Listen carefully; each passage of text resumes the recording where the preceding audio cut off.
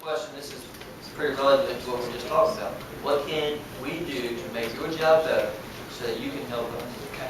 Final question. Yeah, I think just to kind of wrap up and close, and said Steve Martin, Senator Martin in the back. It's good to see you, Steve. Sorry I didn't introduce you earlier if I didn't see you back. That's all right. I had 3 previous engagements and got here late. Well, thanks, buddy. Good to see you. I'm not leaving you. Okay, just wanted to recognize before you left. If a couple of you who heard me say this one time before would just forgive me, but again, I think it's worth repeating.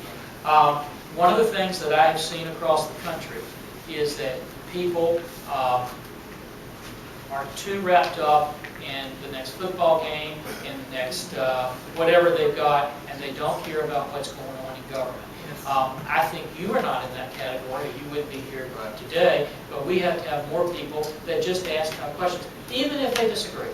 You know, at least ask those questions and come out. And at some point in time, you know, in that marketplace of ideas, I'm not going to be right all the time. You're not going to be right all the time. But you move towards a closer truth. The other thing that I would really close out, and we just wrote a book about this. It's coming out next week or so. But I shared this. No, it's not a plug. I shared with you. I've told a couple of y'all who were meeting with me before. But I just think it's a good principle. That's why we wrote the book.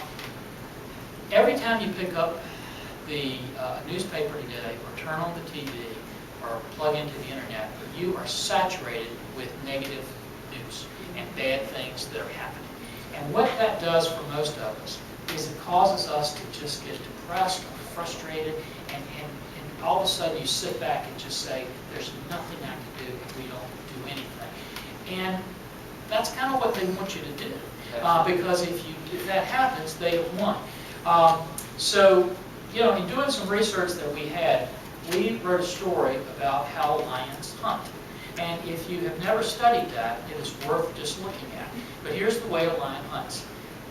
The male lion goes to the beginning of the grassland and he sits down. He's too proud to crouch. He sits, and he's powerful and he's big. The better hunters are the females, and it's only about 12 of them. They're sleek, they're fast. They move to the rear of the grassland and they do crouch. You can't even see them, they're so low down. When they're in position and when the time is right, that male lion begins to roar. That roar is so loud, you can hear it for 6 to 8 miles, and the ground literally feels like it's going to shake. All of the animals do one of 2 things. They either become paralyzed with fear, and if they do, the lionesses move in like this invisible net and destroy them. Or they run from the roar because they're afraid of it, and the lionesses grab them when they come and destroy them.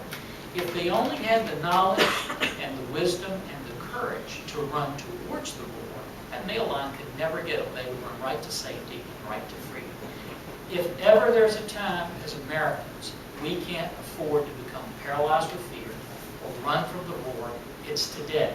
It's not enough just to stand up. We've got to stand up and run towards the roar. If we do it as a nation, I am absolutely optimistic we will do like Americans have done since the Revolutionary War. We will pass on the torch of freedom to our children and our grandchildren.